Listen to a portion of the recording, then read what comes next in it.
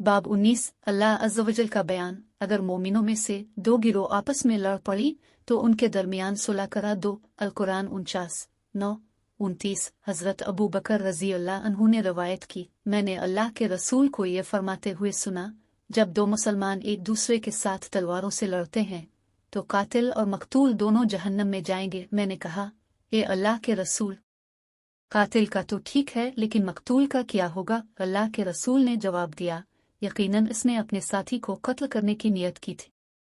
बाब 20 जुल्म की एक किस्म दूसरी से ज्यादा कम हो सकती है। 30 हजरत अब्दुल्ला बिन मसूद रजी अल्लाह अन्हु ने रवायत की, जब ये आयत नाजिल हुई, जो लोग ईमान लाए और अपने ईमान को जुल्म शिर्क से आलूदा न किया। अल कुरान 6:82। तो अल्लाह के रसूल के सहाबा ने पूछा, हम में से कौन है जिसने जुल्म गुनाह न किया हो? फिर अल्लाह ने यह आयत नाजिल की, बेशक अल्लाह के साथ दूसरों को शरीक करना बड़ा जुल्म है। अल कुरान 31:13।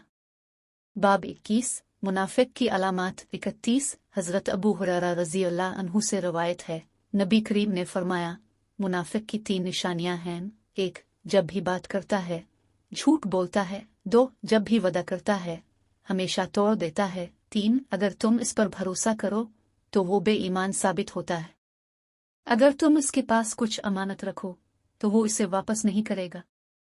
32 हजरत अब्दुल्ला बिन उमरो रजी अल्लाह अन्हु से रवायत है, नबी करीम ने फरमाया, जिसके अंदर ये 4 खसाइस होंगे वो खालिस मुनाफिक होगा, और जिसके अंदर उन 4 में से एक खसलत हो, इसके अंदर निफाक की एक खसलत होगी जब तक कि वो इसे छोड़ न दे।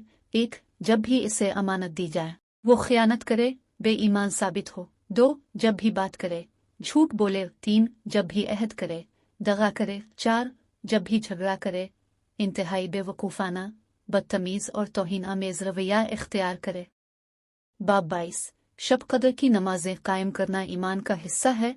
33 हजरत अबू हुरैरा रज़ी अल्लाह अन्हु से रवायत है, अल्लाह के रसूल ने फरमाया, जो शख्स शब कदर की नमाजें खालिस ईमान और अल्लाह के अजर की उम्मीद में रियाकारी के बगैर कायम करेगा, इसके तमाम पिछले गुनाह मुआफ़ कर दिए जाएंगे।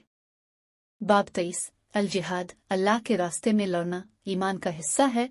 34 हजरत अबू हुरैरा रज़ी अल्लाह अन्हु से रवायत है, नबी करीम ने फरमाया, अल्लाह अज़्ज़ व जल इस शख्स के लिए जो अल्लाह के रास्ते में मुकद्दस जंगों में हिस्सा लेता है और इसे ऐसा करने पर कुछ नहीं उभारता सिवाय अल्लाह और उसके रसूलों पर ईमान के, ये अजर मुकर्रर फरमाता है कि तो उसे अल्लाह की तरफ से अजर मिलेगा, गनीमत अगर वो बच गया, या फिर जन्नत में दाखिल किया जाएगा अगर वो जंग में शहीद हो गया। नबी करीम ने मजीद फरमाया, अगर मेरे पैरोकारों के लिए मुश्किल ना होता तो मैं किसी भी सरिये फौजी यूनिट के पीछे ना रहता जो जिहाद के लिए जाता, और मैं अल्लाह के रास्ते में शहीद होना पसंद करता, फिर जिंदा किया जाता, फिर शहीद होता, फिर जिंदा किया जाता और फिर अल्लाह के रास्ते में शहीद होता। बाब 24 रमज़ान की रातों में नफल नमाजें कायम करना ईमान का हिस्सा है। 35 हजरत अबू हुरैरा रज़ी अल्लाह अन्हु से रवायत है, अल्लाह के रसूल ने फरमाया, जो शख्स रमज़ान की रातों में नफल रज़ाकाराना नमाजें खालिस ईमान और अल्लाह के अजर की उम्मीद में कायम करेगा, उसके तमाम पिछले गुनाह मुआफ़ कर दिए जाएंगे। बाब 25 रमज़ान के महीने में रोज़े इस्लामी तालीमात के मुताबिक रखना और सिर्फ अल्लाह के अजर की उम्मीद रखना ईमान का हिस्सा है। 36 हजरत अबू हुरैरा रज़ी अल्लाह अन्हु से रवायत है, अल्लाह के रसूल ने फरमाया, जो शख्स रमज़ान के महीने में रोज़े खालिस ईमान और अल्लाह के अजर की उम्मीद में रखेगा, उसके तमाम पिछले गुनाह मुआफ़ कर दिए जाएंगे। बाब 26 दीन बहुत आसान है। 37 हजरत अबू हुरैरा रज़ी अल्लाह अन्हु से रवायत है, नबी करीम ने फरमाया, दीन बहुत आसान है और जो अपने दीन में सख्ती करेगा वो इस तरह नहीं चल सकेगा।